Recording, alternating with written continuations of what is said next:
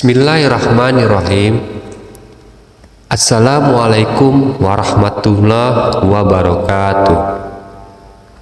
Alhamdulillah kita bisa berjumpa kembali di channel ini. Dan saya tidak lupa berdoa kepada Allah Subhanahu wa Ta'ala agar semua saudaraku yang menonton video ini selalu diberikan kesehatan, dilapangkan rezekinya, diampuni dosa-dosanya, dan dikabulkan segala hajat serta keinginannya. Amin ya robbal alamin. Sahabat beriman yang dirahmati Allah, ada beberapa hal yang bisa membuat suami atau seorang suami dianggap berbuat durhaka kepada istrinya dan akhirnya mendapatkan ganjaran serta laknat dari Allah Subhanahu wa Ta'ala. Beberapa hal tersebut kadang-kadang tidak disadari oleh para suami. Lalu, apa saja perkara yang dilaknat oleh Allah Subhanahu wa Ta'ala? Yang pertama adalah menjadikan istri sebagai pemimpin rumah tangga. Sebagaimana sabda Rasulullah Shallallahu Alaihi Wasallam, tidak akan beruntung suatu kaum yang dipimpin oleh seorang wanita. Hadis riwayat Ahmad. Saat ini banyak suami yang malas bekerja dan menyandarkan kebutuhan hidupnya kepada sang istri, sehingga secara tak langsung menjadikan istri sebagai pemimpin rumah tangga.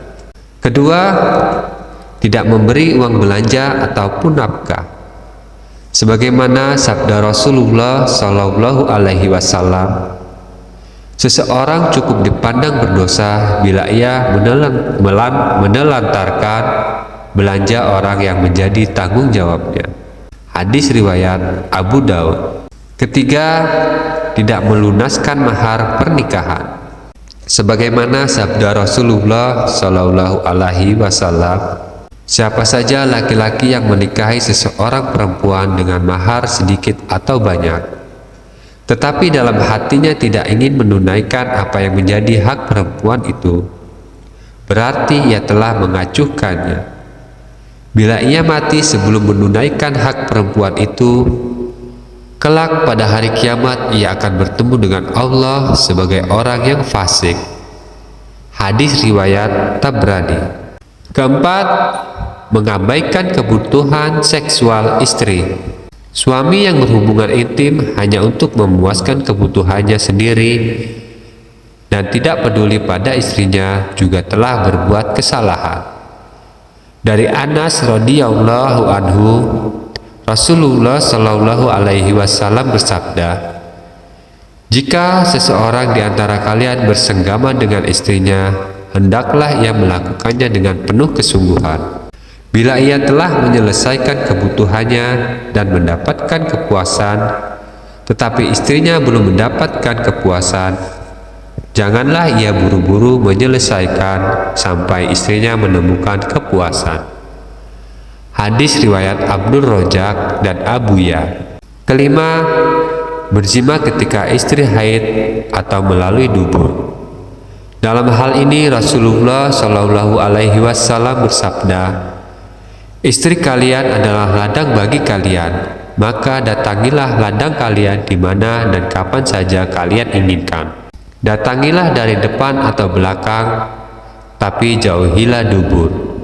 Hadis riwayat Tirmizi. Keenam, menuduh istri berzina. Sebagaimana firman Allah Subhanahu wa Ta'ala dalam Al-Quran, surat An-Nur ayat 6-7, yang artinya, orang-orang yang menuduh istrinya berzina padahal mereka tidak mempunyai saksi-saksi selain diri mereka sendiri, maka kesaksian satu orang dari mereka adalah bersumpah 4 kali dengan nama Allah bahwa sesungguhnya dia adalah termasuk orang-orang yang benar, yaitu benar dalam tuduhannya. Dan kelima kalinya ia mengucapkan bahwa laknat Allah akan menimpa dirinya jika ternyata ia tergolong orang-orang yang berdusta. Quran surat An-Nur ayat 6-7. Ketujuh, memukul dan juga menjelek-jelekan istri di hadapan orang lain. Muawiyah al-Husairi pernah datang kepada Rasulullah Shallallahu Alaihi Wasallam dan bertanya tentang perlakuannya terhadap istrinya. Rasulullah Shallallahu Alaihi Wasallam bersabda, "Janganlah kalian memukul dan janganlah kalian memburuk-burukan mereka." Hadis riwayat Abu Daud. Sahabat beriman dan rahmat Allah, itu adalah 7 perkara yang bisa membuat Allah melaknat seorang suami yang berbuat 7 perkara tersebut kepada istrinya. Semoga kita semua sebagai suami dapat menghindarkan diri dari 7 perkara tersebut. Dan bagi para istri, jika suami Anda melakukan perbuatan-perbuatan tersebut, ingatkanlah. Bagi para istri, ingatkanlah bahwa perbuatan tersebut dapat mengundang laknat Allah kepada suami.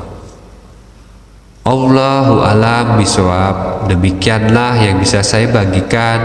Semoga bermanfaat untuk kita semua. Amin, amin ya rabbal alamin. Assalamualaikum warahmatullahi wabarakatuh.